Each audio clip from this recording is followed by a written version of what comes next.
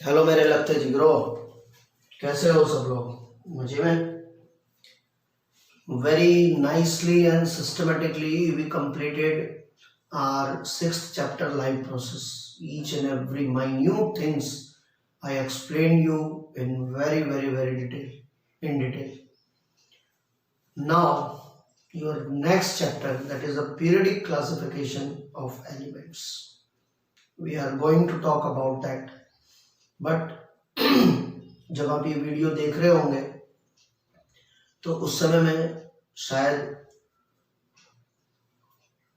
अधिक मास की दूसरी तिथि होगी, बीज होगी अपने हिंदू कैलेंडर के हिसाब से। अब आप लोग क्वेश्चन करोगे, सर ये अधिक मास क्या होता है? Because you are the student of science, that's why I am telling you this thing. जिस तरह से बच्चों इंग्लिश में एवरी 4 years लीप ईयर आता है, और वो लीप ईयर क्यों आता है? बिकॉज जो अर्थ का जो अपने चारों तरफ एग्जैक्ट राउंड लेने का जो सीक्वेंस है वो एग्जैक्टली जो है टोटल 24 घंटे का नहीं है, बराबर है। वो 23 घंटे बराबर है, कुछ 56 मिनट समथिंग कुछ का है, और 4 मिनट जो है क्या कहते हैं, और कुछ सेकंड उसमें जो है कम पड़ते हैं। तो उसको मैनेज करने के लिए हर 4 साल के अंदर बराबर है एक पूरा दिन ऐड कर दिया जाता है, बराबर है। क्योंकि रोज का अगर आप ये 4 मिनट अगर आप काउंट करने के लिए बैठो, बराबर है, और कुछ सेकंड और है उसमें, अगर आप काउंट करने के लिए बैठो तो एग्जैक्ट 4 साल में वो 24 हो जाता है, बराबर है। और वो पूरे 24 घंटे की बात कर रहा हूँ, बराबर है। तो 24 घंटे होता है तो पूरा एक दिन ऐड करना पड़ता है, like that way leap year आता है। अब हमारा जो कैलेंडर है बच्चों, जो हिंदू कैलेंडर है, वो तिथियों के हिसाब से चलता है। नाउ हाउ तिथि इज डिटरमाइंड, ये जो है सन और मून के मोशन के डिफरेंस के ऊपर जो है चलती है। अब आपको मालूम है कि सन जो है यहाँ से काफी दूर है और मून जो है वो हमारे नजदीक में है। तो अब सन अपनी जगह पे मोशन करता है, वो अपनी जगह से हिलता नहीं है। मून जो है वो अपने में तो मोशन करता है, लेकिन साथ में वो सन के भी चारों तरफ मूव करता है। तो ड्यूरिंग दैट टाइम उस मोशन में जो है जो डिफरेंशिएशन क्रिएट होता है वो कितना टाइम लेता है, उसके ऊपर से तिथियां जो है नक्की होती है। अब कोई तिथि जो है कभी कभी जो है 12 घंटे की भी होती है, कोई 18 घंटे की भी होती है, कभी कभी वो सिर्फ जो है 6 घंटे की भी होती है, कभी कभी और भी कम होती है। लेकिन हमारा दिन कैसा होता है? पूरा 24 घंटे का होता है, वो भी कंप्लीट 24 घंटे का नहीं होता है।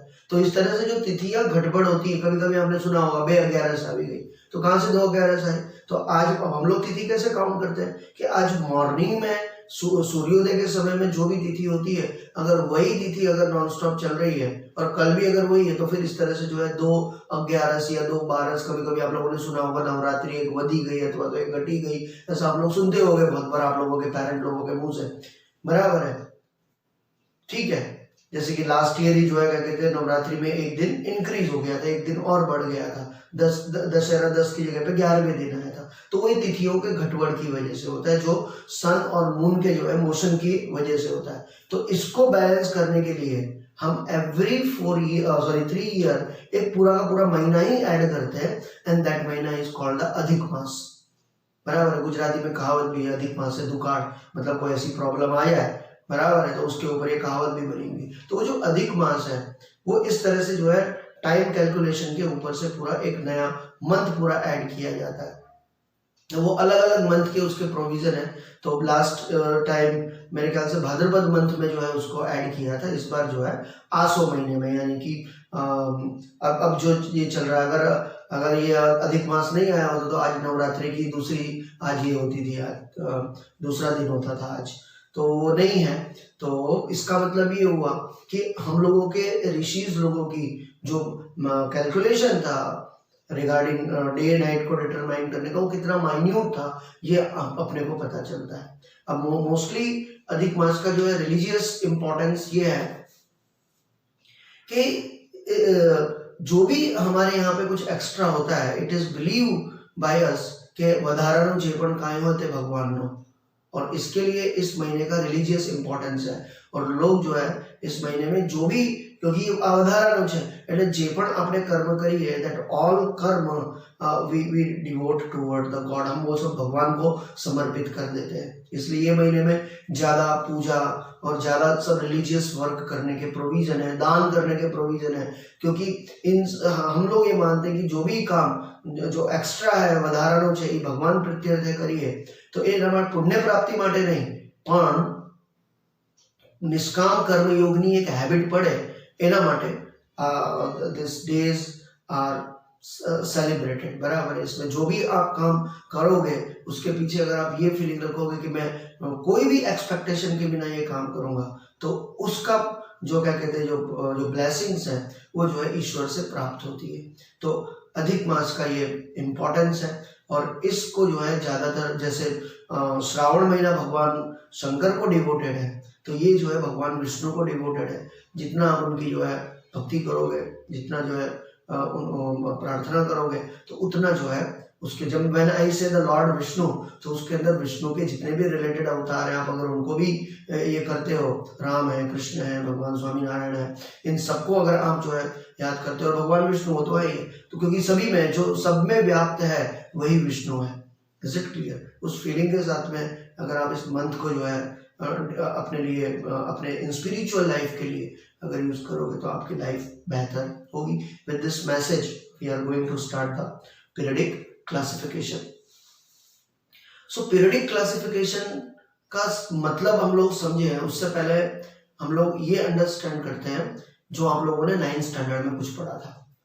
हम लोगों ने इनिशियल लेवल पर जितने भी अवेलेबल मैटर्स थे, मैं 9th में जा रहा हूँ, उसको हम लोगों ने जो है उनके फिजिकल प्रॉपर्टी के हिसाब से हमने उनको सॉलिड, लिक्विड, गैस और केमिकल प्रॉपर्टी के हिसाब से मिक्सचर, एलिमेंट एंड कंपाउंड में हमने डिवाइड किया था। तो यहाँ पर जब हम लोग क्लासिफिकेशन की बात करते हैं तो यहाँ पे एलिमेंट वर्ड दिया हुआ है, इसलिए मैं बाकी सबको साइड में रख रहा हूँ, एलिमेंट के ऊपर फोकस कर रहा हूँ। तो meaning of element, element means कि नेचर में मिलने वाले वो सारी की सारी चीजें जो प्योरेस्ट फॉर्म में मिलती है, जिसमें कोई मिक्सिंग नहीं है। In another word you can say the same kind of atom is available in the matter is the element. एक ही टाइप के एटम अगर किसी में होंगे तो वो जो है एलिमेंट होगा। अगर आप गोल्ड को ऑब्जर्व करो, अब आप चाहे बड़ा पीस लो चाहे छोटा सा ग्रेन्यूल्स लो, बड़े पीस में जो आपको उसका एटम दिखाई देगा वही छोटे से छोटे पीस में भी दिखाई देगा। बराबर है, उसका शेप, साइज, कलर, टेक्सचर बराबर, वो सब शायद अलग हो सकता है लेकिन उसकी जो बेसिक प्रॉपर्टीज है वो तो वही की वही रहने वाली है। सिमिलरली अगर आप एक आयरन का, चाहे आप कढ़ाई ले लो, चाहे आप उसका कोई घड़ा ले लो, चाहे कोई भी चीज ले लो, अब वो बनी हुई तो आयरन से ही है। बराबर है। और इसको अब नरसिंह मेहता ने बहुत मस्त तरीके से एक्सप्लेन किया है स्पिरिचुअली कि घाट जे घड़िया सुनारे तो कनक कुंडल नो भेद न होए। बराबर है, कनक यानी सोने से, चाहे कान के कुंडल बनाओ, चाहे आप कोई दूसरा ऑर्नामेंट बनाओ, सोना तो अंते तो हेम नो हेम हो, सोना तो सोना ही रहता है। तो एलिमेंट का ऐसे ही है बच्चों, एलिमेंट जो है वो जो अपने प्योरेस्ट फॉर्म में है, चाहे आप उसको किसी भी फॉर्म में डाल दो, वो अपने प्योरेस्ट फॉर्म में जो मिलेगा, प्योरेस्ट फॉर्म में रहेगा, तो उसको हम लोग एलिमेंट बोलते हैं। आज की तारीख में 120 से ज्यादा एलिमेंट, आपके बुक में 118 लिखा हुआ है, लेकिन 120 से ज्यादा एलिमेंट जो है अवेलेबल है। इसमें से लगभग 76 के आजू बाजू में नेचर में अवेलेबल है और बाकी सबको जो है लेबोरेटरी में सिंथेसाइज करके उसको मैन्युफैक्चर किया गया, बनाया गया है। और इस तरह से आज की तारीख में एज पर योर बुक 118 और वैसे 120 टोटल एलिमेंट्स अवेलेबल हैं। अब जब इतने सारे हैं तो उनको उनकी प्रॉपर्टीज के हिसाब से अलग अलग ग्रुप में रखना पड़ता है और वो ग्रुप में रखने की प्रोसेस को ही हम लोग क्लासिफिकेशन बोलते हैं। If we will not do the classification then what happen. बराबर है, आप लोगों के अभी आप लोगों ने एग्जाम अटेम्प्ट की, आप लोगों ने जो है सारे के सारे पेपर एक बंच में रख के दे दिए। बराबर है, और बंच में रखने के बाद में आपने सब में अपना अपना नाम लिखा, अपना अपना स्टैंडर्ड लिखा। तो अब अलग अलग सब लोगों ने अलग अलग बंच बनाया। फिर हम लोगों ने क्या किया, जितने भी एसएस का था उसका एक बंच बनाया, जितना भी जो है मैथ्स का था उसका एक बंच बनाया। तो हमने क्या किया, उसको क्लासिफाई किया। आपने तो ग्रुप में दे दिया पूरा का पूरा, but we classified as per the characteristics. Why? तो हमको जो है पेपर चेक करने में आसानी हो। मान लो क्या कहते हैं, अगर क्लासिफिकेशन नहीं करें और मैथ्स के पेपर के अंदर एसएस का पेपर चला जाए, बराबर है, या इंग्लिश का पेपर आ जाए, तो मैं क्या इंग्लिश का पेपर थोड़ी ना चेक करने वाला हूँ। मुझे क्या करना पड़ेगा, जो कंसर्न पर्सन है उसे ही देना पड़ेगा। And that is the reason classification जरूरी है, बराबर है। तो क्लासिफिकेशन किसी भी चीज को स्टडी करने में हमको आसानी देता है। तो साइंटिस्ट लोगों ने भी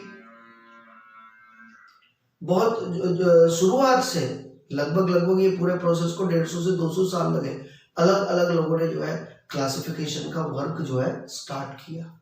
अलग अलग लोगों ने क्लासिफिकेशन को अलग अलग तरीके से अंजाम दिया, बराबर है। और इस तरह से एलिमेंट का उनकी प्रॉपर्टीज के हिसाब से क्लासिफिकेशन शुरू हुआ, बराबर है।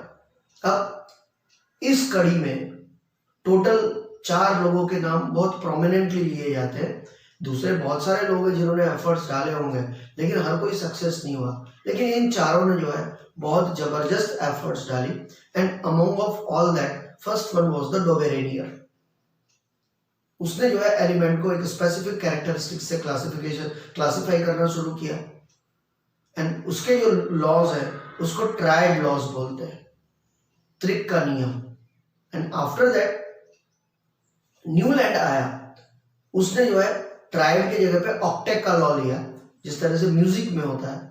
जब ये दोनों जो है अपने अपने तरीके से सक्सेस नहीं गए, तो तीसरा एक और बंदा आया, उसका नाम था मेंडली, बराबर है।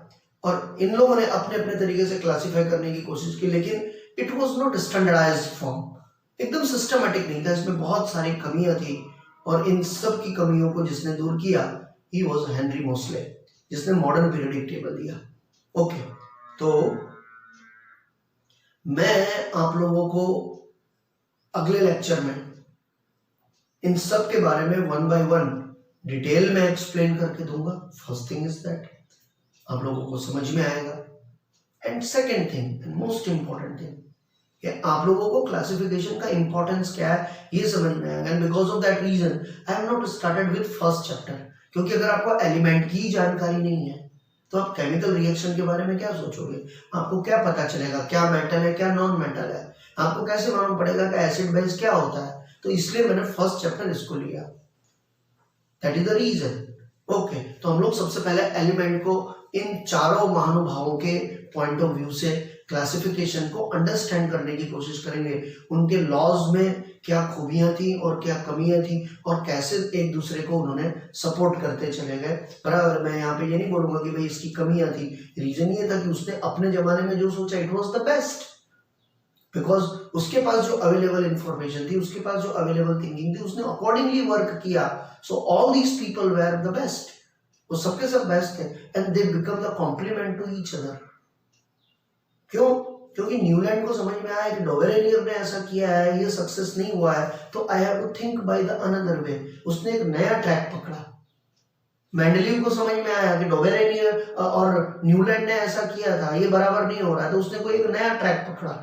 और जब तीसरे चौथे की बारी आई, उस समय में तो बहुत कुछ साइंस की प्रोग्रेस हो चुकी थी। लगभग जो मॉडर्न पीरियडिक टेबल आया है बच्चों, वो 1930-35 के आजू बाजू में आया। और क्लासिफिकेशन की शुरुआत कब से शुरू हुई? 1800 के पहले से जो है शुरू हुई। तो लगभग 170-180 साल, यानी लगभग 250 साल के अंदर ये पूरा का पूरा क्लासिफिकेशन का जो वर्क है वो नॉन स्टॉप चलता रहा। तो यू कैन जस्ट इमेजिन कि कोई भी साइंटिफिक इन्वेंशन ऐसे चिट्टे बजा के नहीं होता है, उसके पीछे पीढ़ियां खप जाती हैं, तब जाके जो है कोई एक चीज एग्जिस्टेंस में आती है। अब तो टाइम बहुत फास्ट है, लोगों के पास डेटा अवेलेबल है, कंप्यूटर अवेलेबल है, बराबर है। उन डेटा की मदद से फटाफट इंटरप्रिटेशन होता है। तो जो काम पहले 80-80, 90-90 सालों में, 100 सालों में, 200 सालों में होता था, वो काम आज की तारीख में जो है 10 से 15 साल या यूं कहो 2 साल, इतनी जल्दी जो है इतना रैपिडली होता है, बराबर है। क्यों?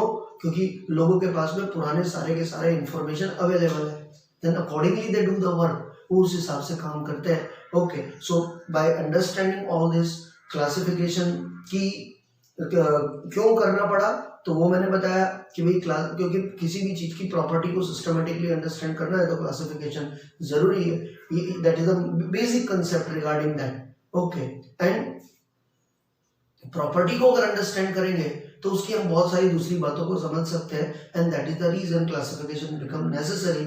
Okay, by this I am completing here, इसको मैं कंप्लीट कर रहा हूँ। हम लोग इसके बाद में जब मिलेंगे तो हम लोग डोबेरेनियर, न्यूलैंड और मैंडलिव, ये तीन को एक पार्ट में, और उसके बाद में जो है, क्योंकि उसके बाद में जो हेनरी मॉसले का जो कंसेप्ट है, इट इज टू वास्ट, उसको हमको बहुत डीपली अंडरस्टैंड करना पड़ेगा मॉडर्न पीरियडिक टेबल को, उसको लगभग हम दो पार्ट में हम लोग क्लियर करेंगे। Is it clear?